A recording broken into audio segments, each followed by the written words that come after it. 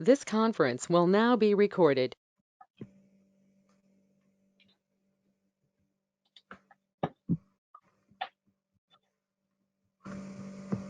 All right, hello everyone. My name is Sarah and I'm a park ranger for the Army Corps of Engineers and I work at the Lake Superior Maritime Visitor Center in Duluth, Minnesota. Today we're going to talk about what it's like to live and work on one of these Great Lakes freighters. So we're really lucky to work where we do. Our visitor center is located right next to the Duluth Ship Canal and right underneath the aerial lift bridge. So we get a front row seat for all the Great Lakes vessels coming and going into the harbor. But one thing that a lot of people don't know a lot about is the crew members. So today we're going to focus on the crew members and talk about the different positions on the vessels and what it's like to live and work on a Great Lakes freighter. All right, I've got a scenario here that I'm gonna run through to you, and I'm gonna ask for your participation and answering this question. So imagine you've got a job that takes you away from your home and your family for 9 to 10 months out of the year. You're basically living in close quarters with your coworkers. You're doing a lot of manual labor. You've got a really small amount of personal space with your bedroom and bathroom, and you are basically confined to the boat that you're working on with occasional short trips off when you're in port.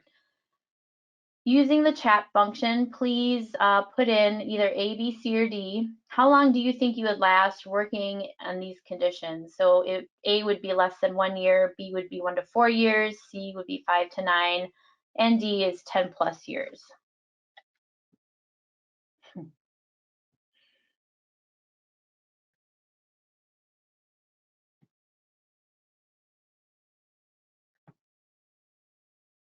Just wait a few more seconds here.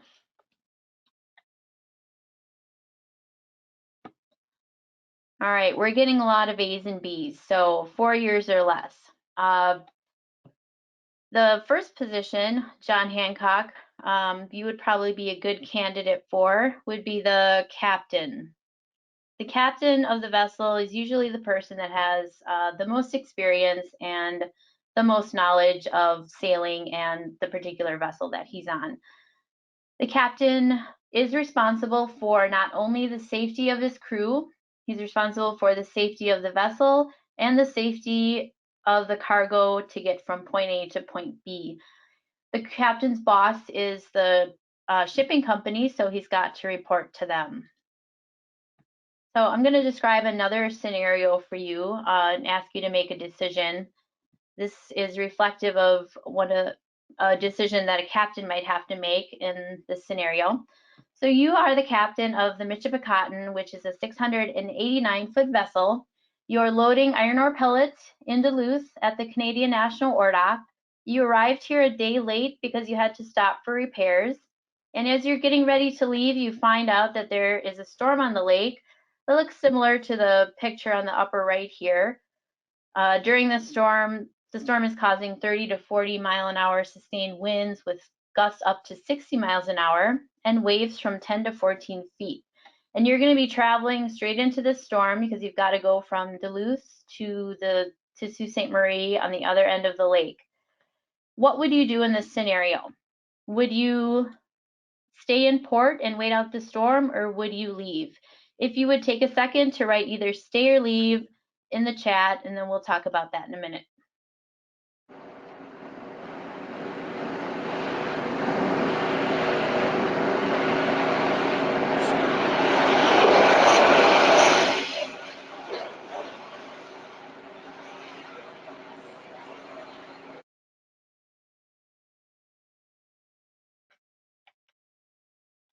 Okay, it looks like the majority of people would stay.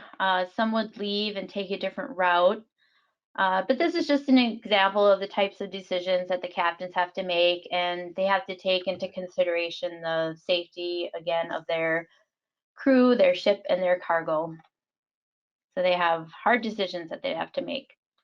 The next department that we'll talk about on a ship is the engine department.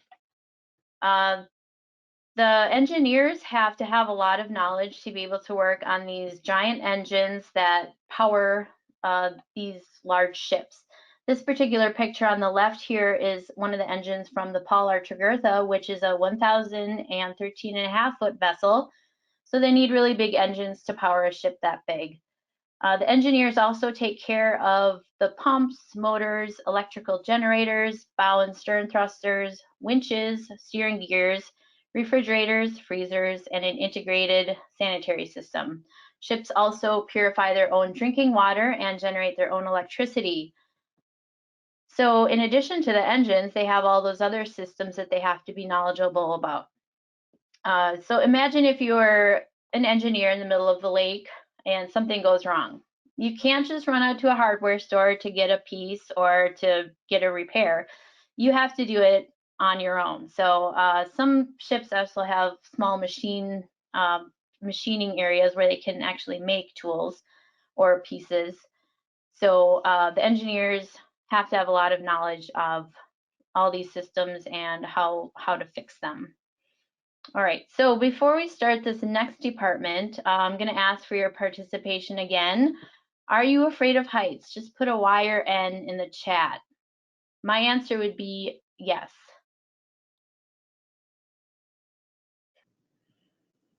All right, so this device is called the bosun's chair, and they are swinging a deckhand over the side at the sulaks so they can help with the lines.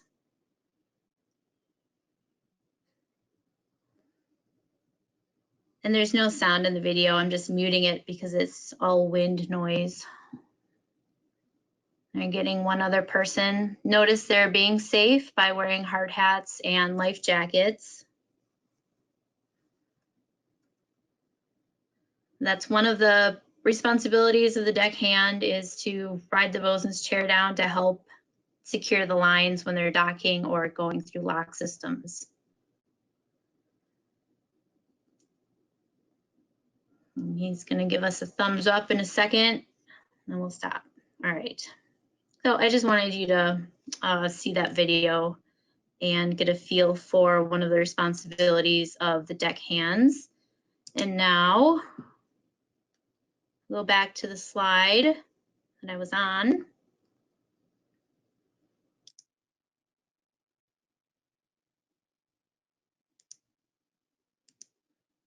Okay. Oops.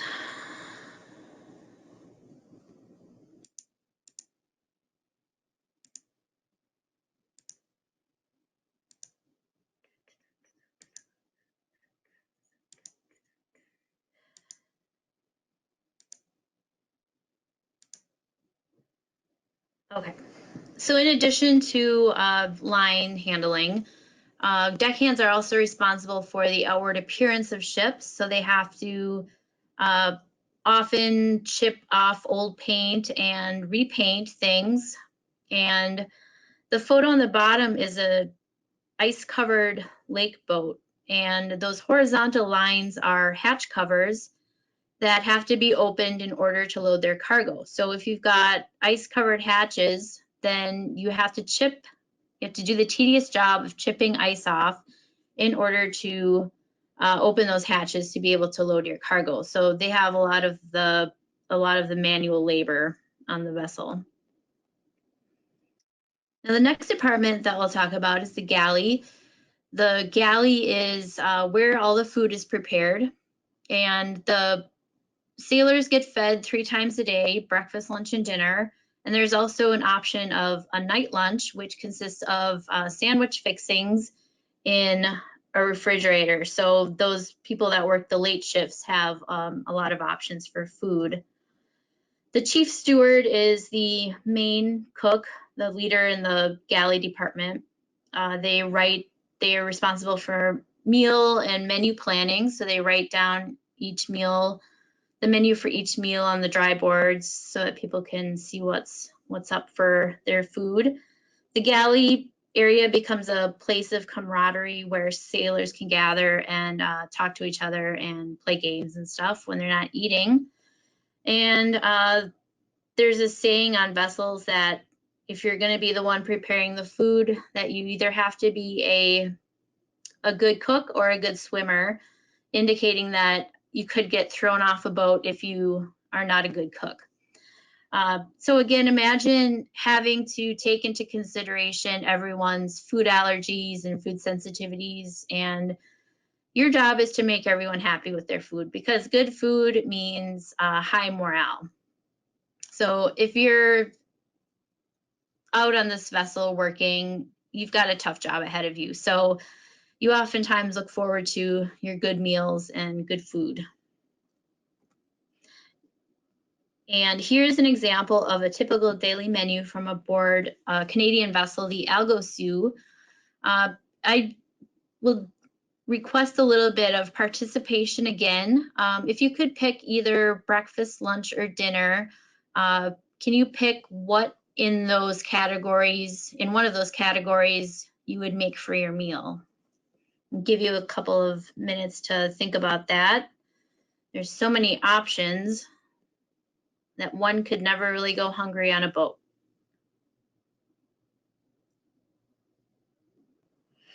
Yes, it does all sound good. I would probably choose roast chicken with dinner, mashed potatoes, and a brownie. Heather, I will answer that question in just a minute. Okay, so you can see that there are a lot of really good food options for the sailors out there.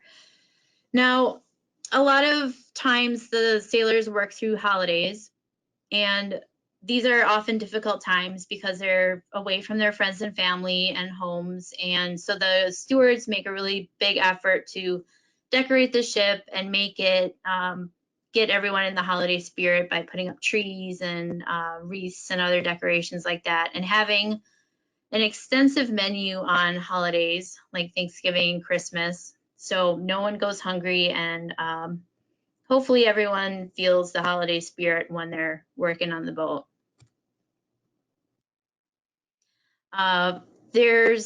The crew doesn't have a lot of time for recreation. They typically work between 65 and 75 hours a week, and they work in shifts of 4 hours on and 8 hours off. But within those times, they can do a number of different recreational activities. Some boats do have gyms in them, or a treadmill, or at least some equipment, so that the crew can work out and get some physical activity in. The top picture is kind of funny to me. It's a pool table on or inside the Paul or Tregurtha. I imagine they probably do this when the boat is docked, but it would still be a little difficult to play pool on a moving vessel in the lake. And they can also, spend time watching TV or working on hobbies or contacting their friends and family back home. So they do have a little bit of time, and occasionally, if they're not working, they can get off the boat when they're docked and explore the towns that they're in. These are a few pictures of what the cabins look like. If any of you have been to college in a dorm room, it looks very similar. There's a single bed and a dresser of some type. Often there's a desk and a small refrigerator and a TV for their entertainment.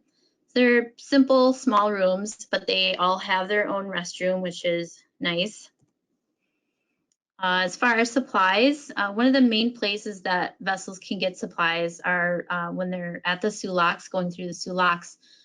There's a little boat called the Ojibwe, which is a supply vessel that runs out food and clean linens and any other supplies that a boat needs. There's also a mailbox at the Sioux, so people can send letters and packages to their loved ones on vessels, and they can pick them up at the Sioux locks when they go through.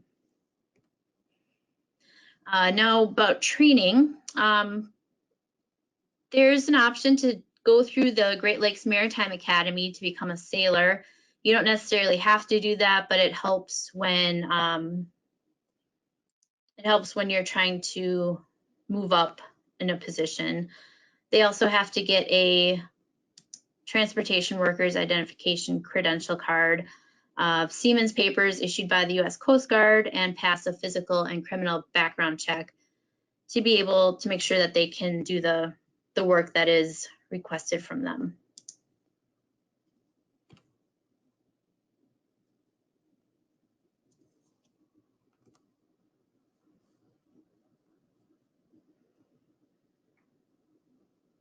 Okay, so another opportunity for your input here, now that we've gone through these different types of positions, which one would you rather have? Would you rather be the captain, a deckhand, an engineer, or a steward? So take a couple minutes and make your selection in the chat.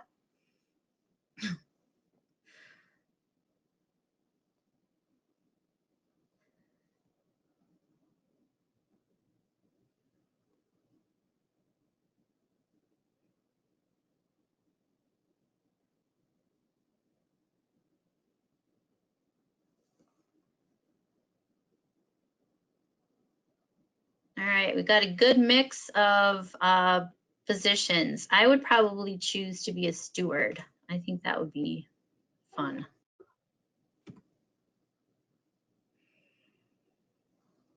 Okay, next.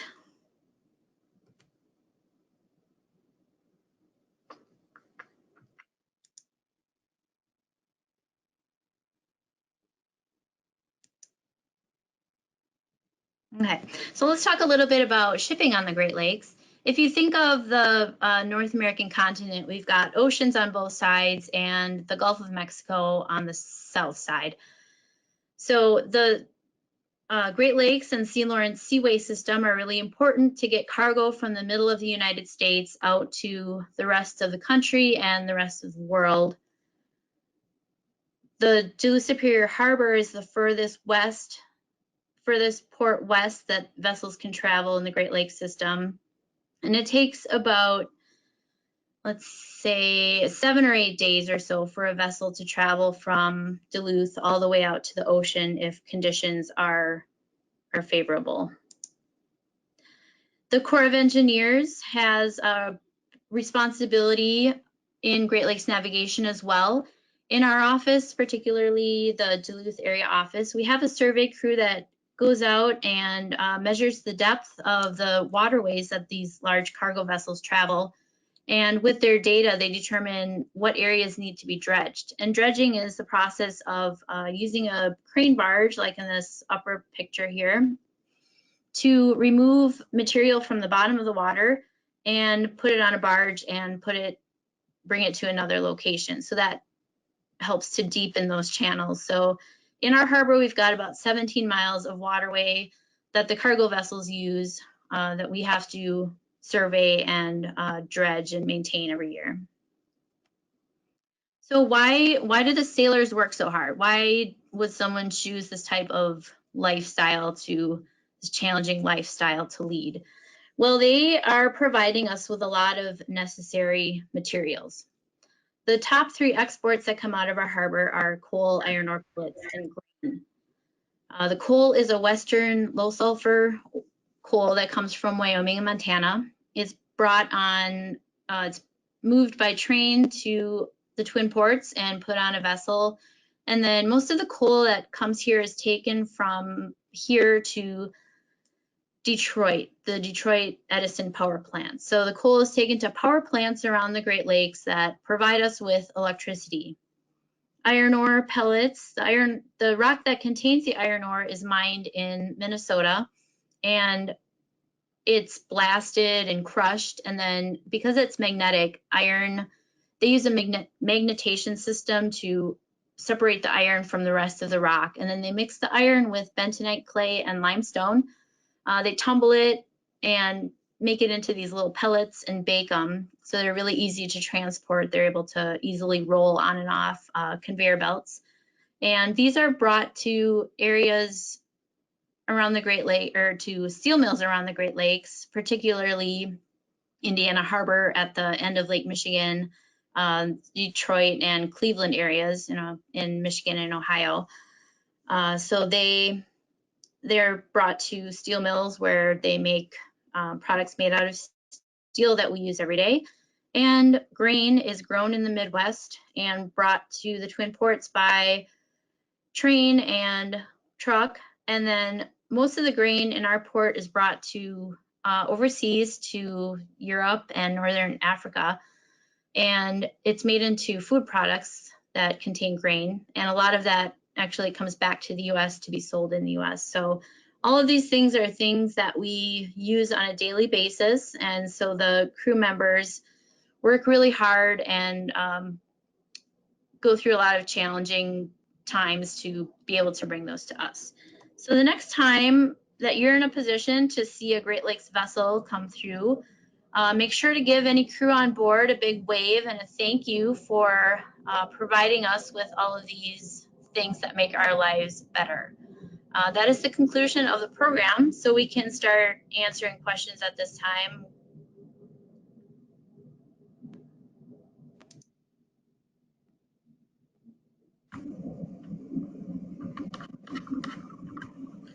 All right. Thank you for that presentation, Ranger Sarah. Before questions, I wanted to show you the status of our visitor centers. At this time, we have a phased approach, starting with increased outdoor interpretation, tabling, and eventually limited openings. Just so you're aware, St. Mary's Falls in Canal Park on the Michigan side of things is opening tomorrow for visitors as well. At this time, we'll be answering any questions. If you have any questions, please add them to the chat function and keep yourself muted. While we are answering questions, I would like to leave up this slide so that you can further contact, follow, or find future programs through these links. And at the bottom, please take our post survey. It'll only take about 3 minutes to complete and help us improve future programming if you follow that link at the bottom. Your participation is appreciated. I see one question about do they pick up pilots for the Detroit River locks? I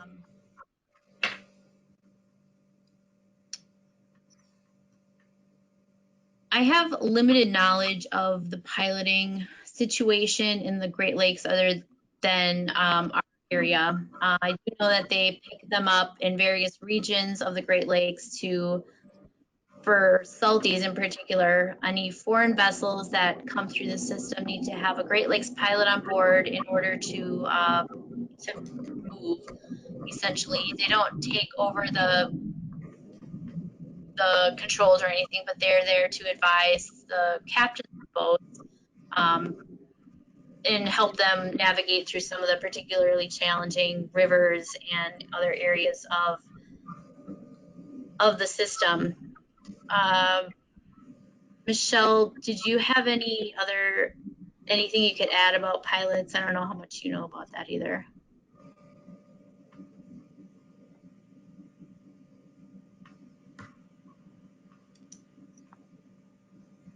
Okay. Well, I can research that a little bit and get back to you about that. And another question, what is the usual travel time from Sault Ste. Marie to Duluth? Usually it's about 24 hours, depending on the weather. Sometimes it could take a little bit longer, a little bit shorter, but typically it's about 24 hours travel time.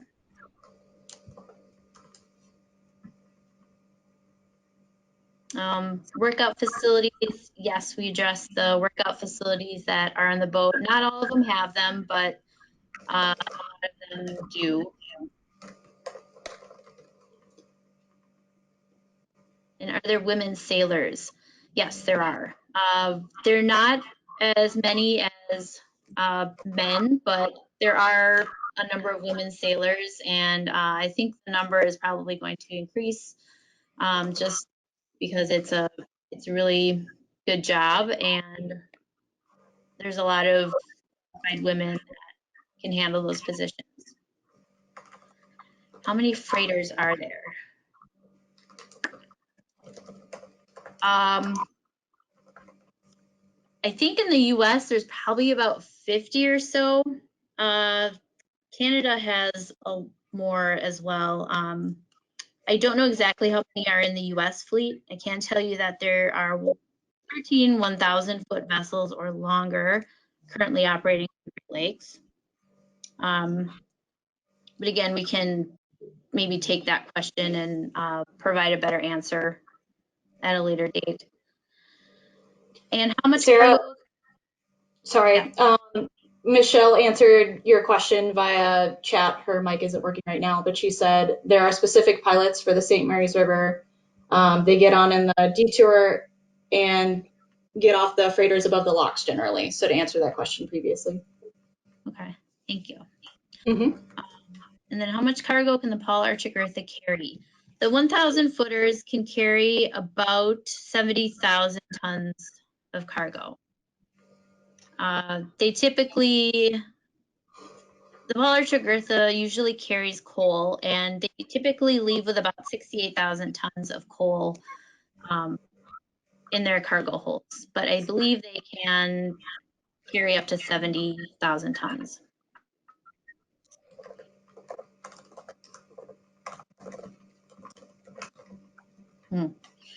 Are guest passengers allowed? Typically, no. Unfortunately, there's not many opportunities for the general public to go on these vessels. There's a couple of raffles. Our Lake Superior Marine Museum Association holds a raffle every summer to get on a vessel, and there are a number of other raffles throughout the area. If you do a search for Great Lake vessel raffles, you could probably pull up a couple of options for that. The crew members can sometimes invite a family member to be on the vessel with them as well. But because of all the safety and security concerns, they generally don't allow the public on vessels. We as park rangers have unique opportunities to go on vessels when we're invited. These are considered learning experiences for us and help us to provide information like we provided today. So we're really lucky to do that. And someone asked about the 1,000 footers can never leave the Great Lakes.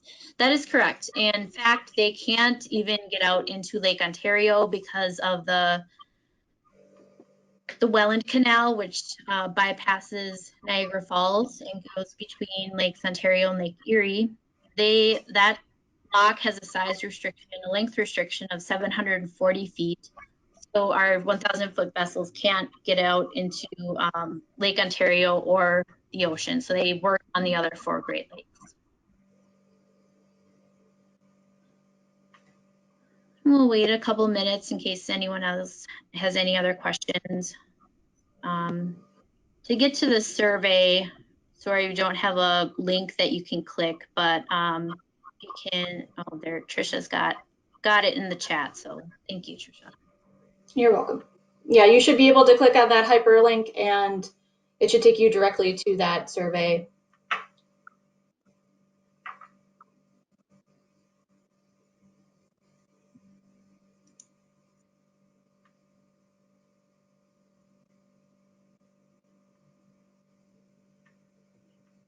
How long does it take to get from the Chicago area to Hessel? Don't know where Hessel is.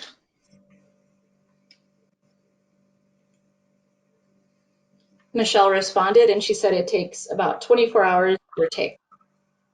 Okay.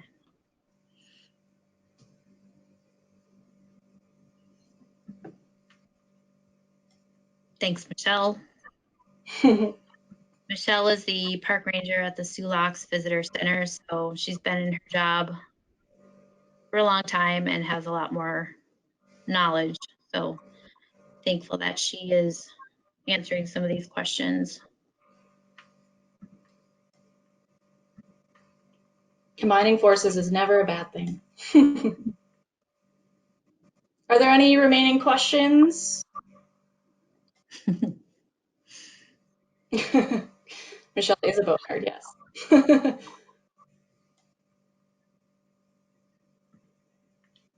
Okay.